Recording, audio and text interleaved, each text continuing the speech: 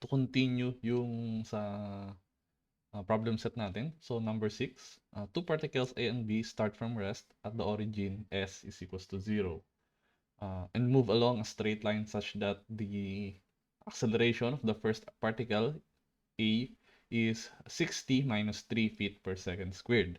And the acceleration for B particle is 12t squared minus 8 feet per second squared, where t is in seconds. Determine the distance between them when t is 4 seconds and the total distance each has traveled in t equals 4 seconds. So, basically, ang way lang natin, parang nangyari nun, let's draw some kind of parang particle. So, particle A halimbawa, and then particle B.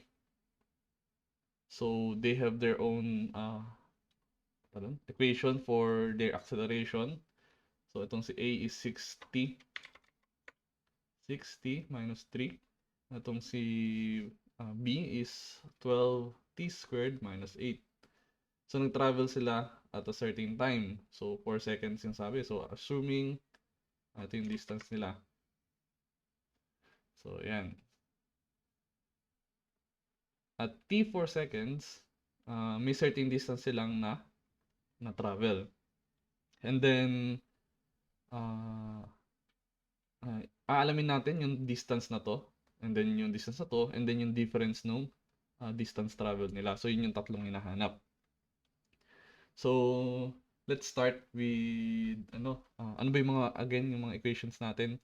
So, ang kailangan natin yung distance, and then ang meron tayo is acceleration. So, alam natin na ang acceleration is equals to the derivative of velocity with respect to time. And then, the velocity is derivative of the distance with respect to time. So, ang kailangan natin yung second. So, kailangan muna natin siyang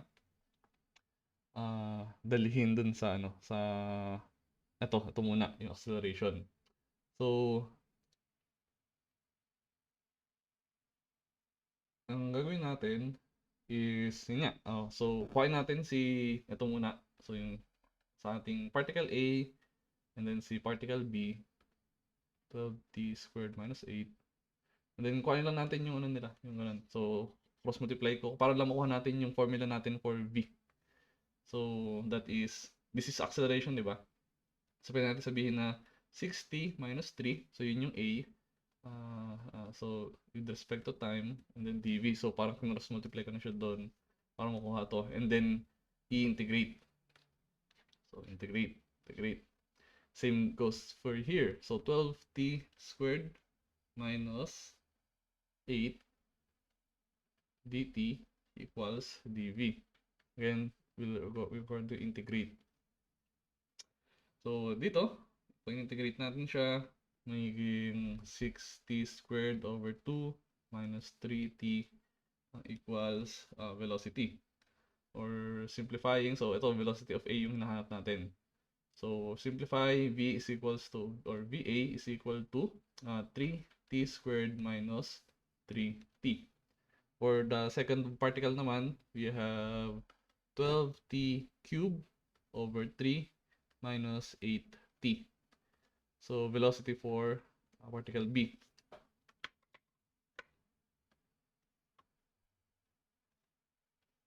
Or simplifying, that is 4t cubed minus 8t. Next naman is, ano daw ba yung distance? So, again, based naman dito, given tayo ng velocity, kukain natin yung distance, yung formula niya. So, mag-integrate ulit tayo. So, V, so 3t squared minus 3t dt, again, galing dito, is equal to ds. Again, integrate. So, this will give us 3t squared cube over 3 minus 3t. So, ito ay s na na-travel ng A. For the second one, that is 4t cube minus 8t dt is equals to ds. So, integrate natin siya. So, this will give us 4t to the fourth over 4 minus 8t squared over 2 equals SB. So, simplifying, this is this is SA t cubed minus 3t, and then SB is equals to t to the fourth minus 4t squared. So, yun yung equation para ma-solve yung yung mga distances. So, ganun lang. Substitute lang natin. Siguro dito na lang sa may side na to. Sa SA, if it takes 4 seconds, so minus 4. So, total distance traveled ni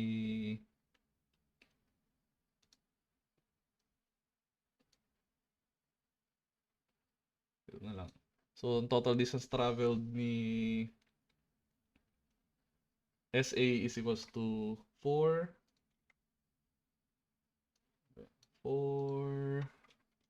cube minus 12.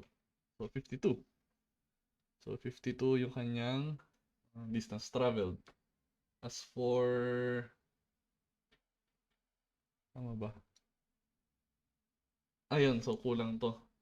T, kasi nga, 3 cube, t cube, may t squared over 2 nga pala to.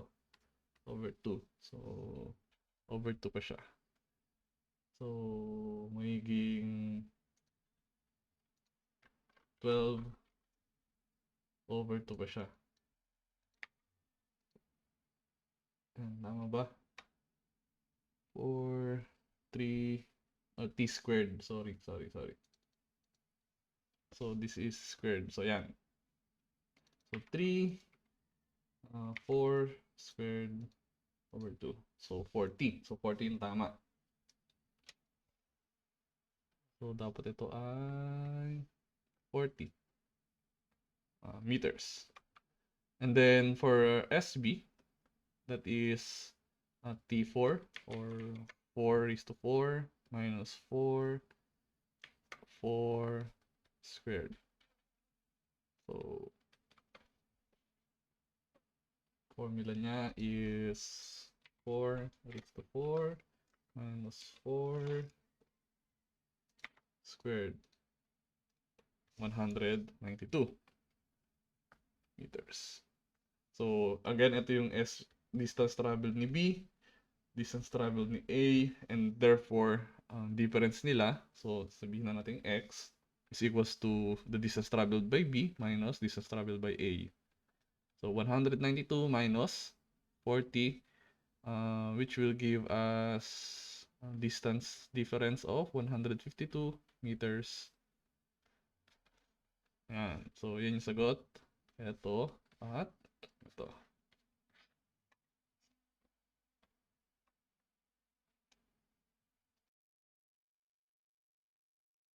So, next question. So, question 7. The sports car travels along straight road such that its position is described by the graph shown. So, ito. Construct the VT and AT graphs for the for the time interval of 0 is less than t to 10 seconds. So, given tayo nung dalawang anong graph natin. So, copyhin ko na lang. So, from 0 time hanggang sa 5. So, siya ay, ang formula natin ay S is equals to 3t squared. And then from time 5 to 15 or 10, the equation is 30t minus 75. So, kailangan natin, ang pinapahanap is what is the VT graph and the AT graph. So, hinahanap natin yan. Pinapagawa. So, kapag ganun, tingnan lang natin, di ba? Again, balikan lang natin yung equations natin. So, equations natin, alam natin na the acceleration is equals to dv over dt, and si velocity is equals to ds over dt. So, para makuha natin si vt muna tayo, gawin natin. So try muna natin gamitin tong gamitin natin tong velocity kasi 'di ba? Ang given sa atin itong formula for distance. So, ito lang natin siya magagamit. So that would give us, so para kasi kapag nire-write natin yon, that is the derivative with respect to time of the formula, yung s natin. So substituting d over dt equals to s, or equals to 3t squared na lang. So pag ganyan, derivative, so that is v is equals to 60. 60 na lang yung velocity natin. And then for sa second part, from 5 to 10, that is v dt 30t minus 75. So that would give us 30. So yun na lang yung yung velocity do sa second part. So to draw our vt, so assume to. So we have from 0 to 5 to 10, and then let's draw. So 60.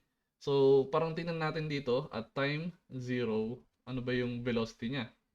So velocity natin dito is 60, which is 0. At time 5, ang velocity natin ay 65 or 30 meters per second. So 30 meters per second. And then at time, ito naman, wala na, kahit anong mangyari, 30 na siya. So 30 nag-start, and then ito, consistent 30. So basically, parang i-graph lang natin siya, 10, 20, 30. I-point lang natin, at time 0, 0 yung isa.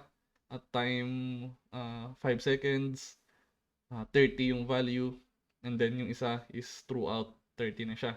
So basically, yung line natin is from this, yan, and ito hanggang dito. So, yan. Yun yung ating VT graph. So, yun yung VT graph natin. So, labeling, this is the V na meters per second. This is time in seconds. This line is the velocity equals to 60. And then this is V equals to 30. So, this is 10, 20, 30. So, yun na yung velocity graph natin. Velocity time. So, yun, pasensya. And then, next na nun is yung ating acceleration time graph. So, using our formulas or yung ating velocity formula, or well, yung velocity nila, gagawin natin yung acceleration using this equation. So, again, using itong a dt dv, or rather, yung kagaya lang no kanina.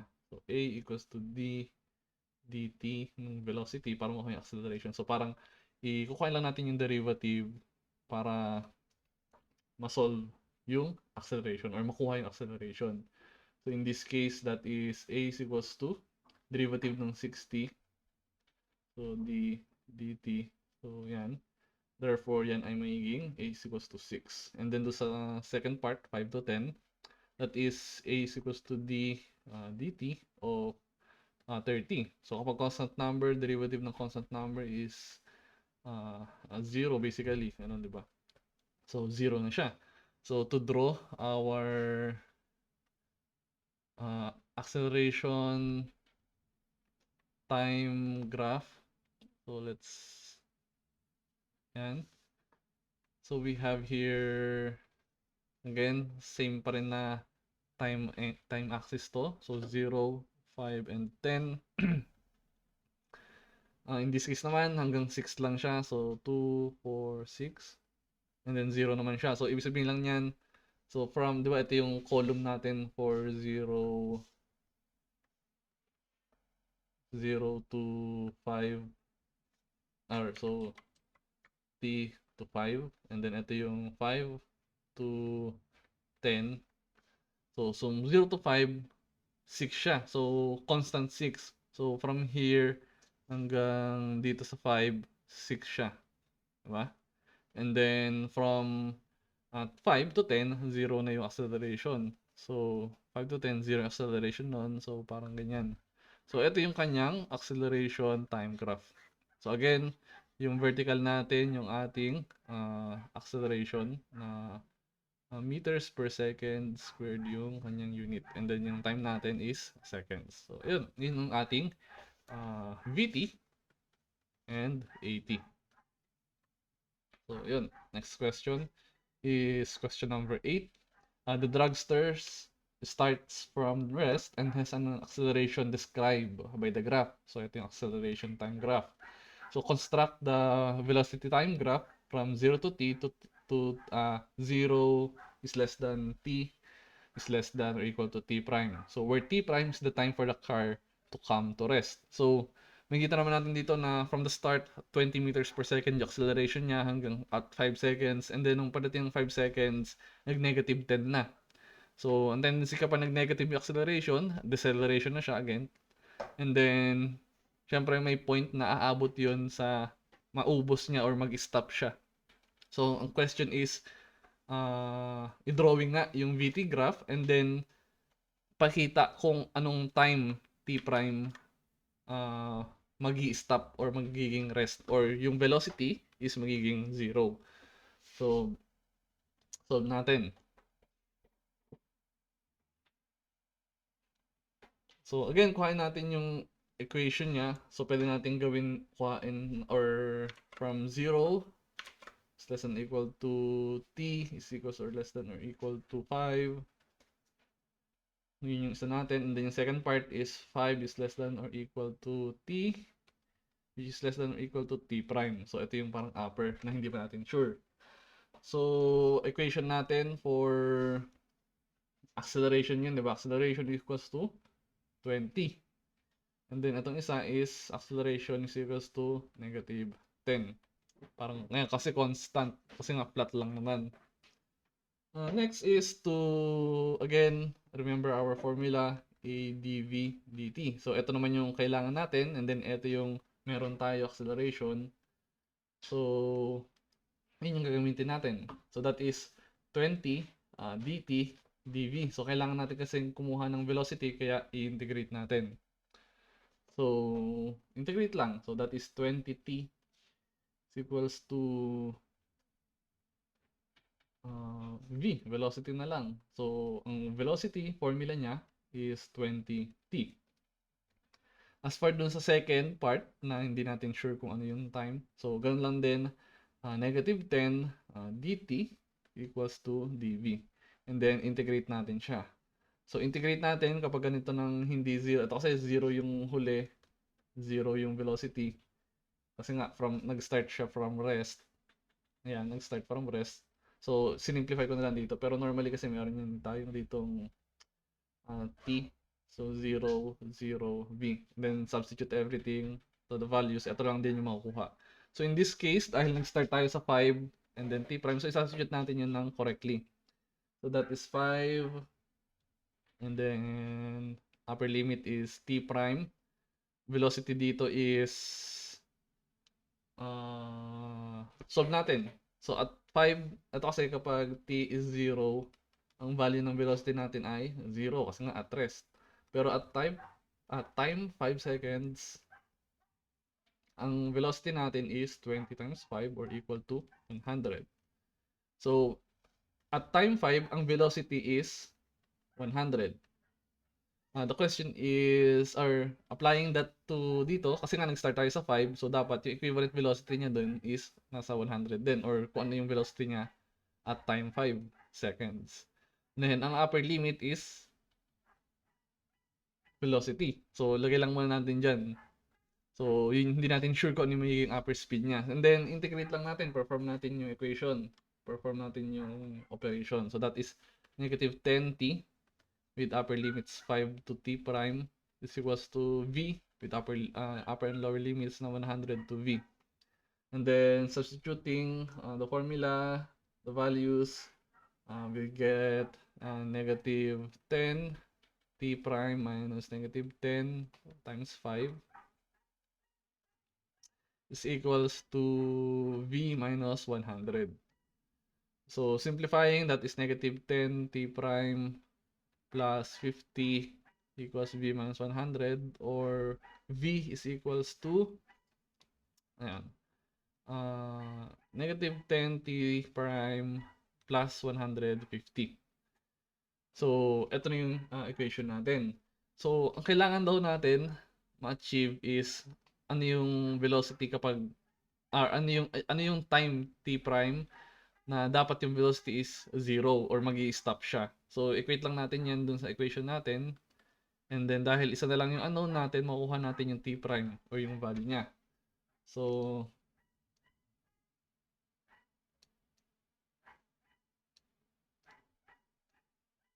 yan. Our solution, or pwede natin i-shift solve na lang again natin. Negative 10. So, x plus 150. Shift solve. 15. So, at t prime 15 seconds, ano na siya, magi-stop na siya. So, to draw our velocity time graph, so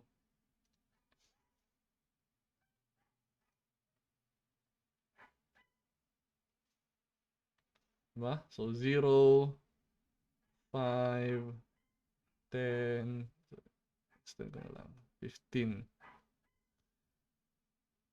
And then, sabihin na natin na 10, or 20, 40, 60, 80, 100. Medyo malaki na lang.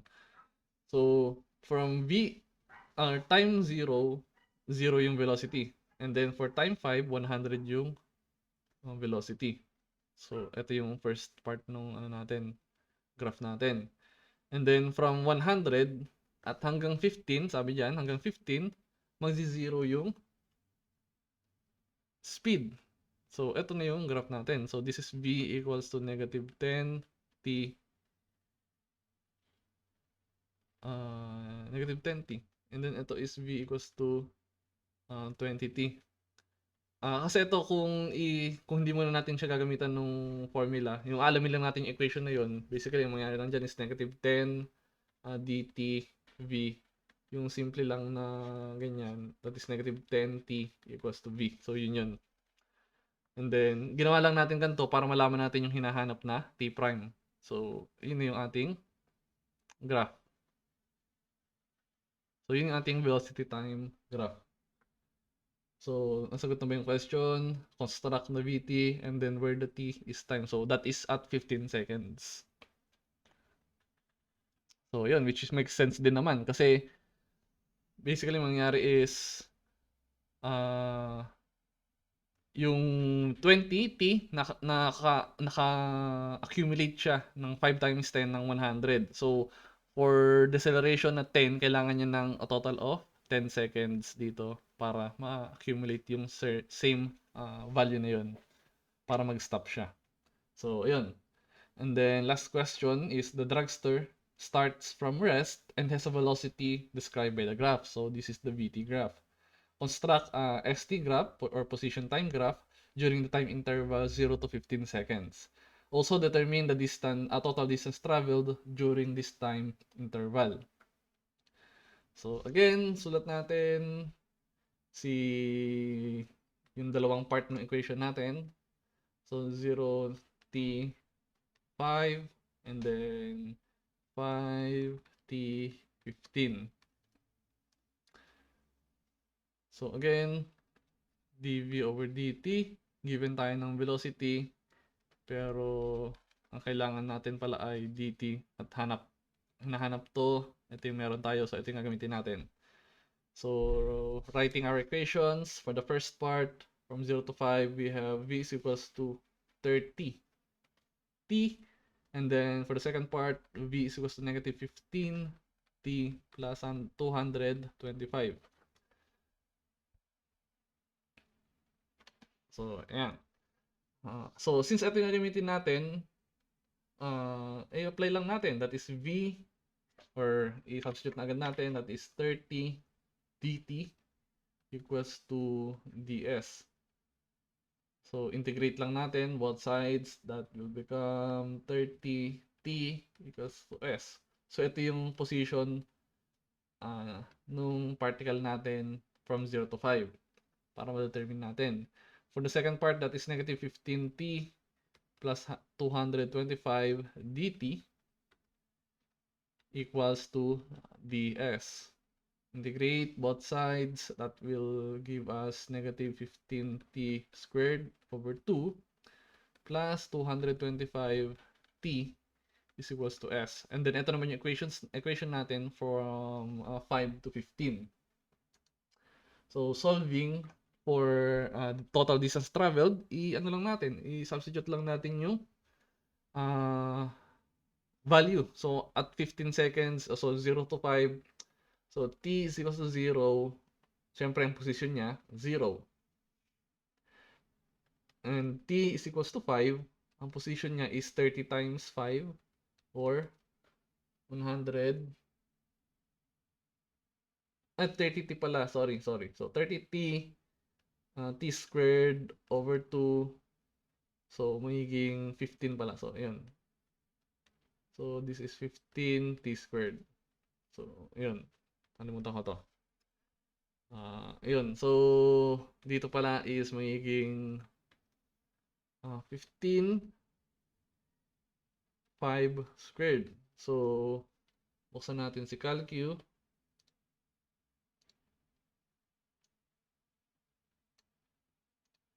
15 times 25, that is 375 meters. So, at 5 seconds, 375 na yung position niya. And then, para naman dun sa isa, so yun yung equation niya, pero dapat yung calculation natin ng position is yung substitute na natin yung lahat-lahat. So, basically, mangyayari, kagaya nung kanina, yung gagawin natin siya dito ng nung limits. So this is from 5, yung time na 5 hanggang 15. And then ang limits naman nito ay syempre dahil 375, yun yung 375 dito. And then ano yung final distance or final position. So pag ganyan ginawa natin, that is negative 7.5 times 15 squared plus 225 multiplied by 15 minus yung entire equations na to. So that is negative 7.5, pero 5 na lang siya, 5 squared. And then plus 225t or 5 is equals to s minus 375. So solving for everything, ang matitira kay s is, so ayan, ang matitira kay s is so negative 7, so negative 7.5 multiplied by 15 squared plus 225 equal by 15. So ito magiging positive na siya dito, dito negative. So plus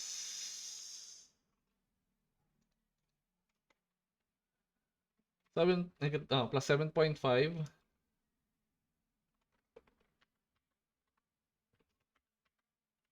25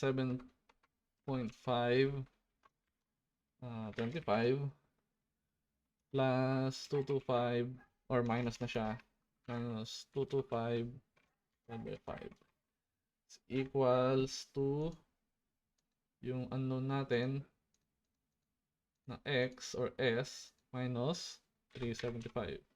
So, shift solve, siguro nasa 1,000 siya. So, yun. Yung final position niya or yung final distance traveled is 1,125 meters. So, kung i-graph natin, kung gagawa natin siya ng ST graph, nangyari, kuhain lang natin yung mga kailangan. So, sabihin natin yan. And then, this is 0, 5, 5, 10, 15. Kulang ulit. Yan. So, from T0, 0 yung point. So, iba natin kulay. 0 yung position niya. And the time 5, nasa 375. So, assuming na this is 300, 6, 9, 12. So, 375. So, assuming na somewhere dito, ito siya. So, at 5 seconds, 375 yung point niya dito. So, somewhere dito, 375. And then, from S to, alisin muna natin to. From S, from 5 to 15, mas tumaas pa siya hanggang 115. So, this is 1,200. So, parang bawasan lang natin ng kaunti. So, somewhere dito. Ngayon, dun sa ating graph, kung yung dun na sa ayan, dahil yung sa graph natin, sa velocity, is, ano ba yung graph niya? 30t. So, ganun. Then, negative 15t, 225, pababa. So, yung curve, ito, dahil t squared, or t squared na nga siya dito, t squared na siya dito, may degree na yung ano natin. So, ito, pataas. So, parang paganto yung curve niya. And then, ito naman, pababa, para namang pag ganun. So, pagdating niya doon, curve naman siya, pag ganun. So, yun yung ating ST graph.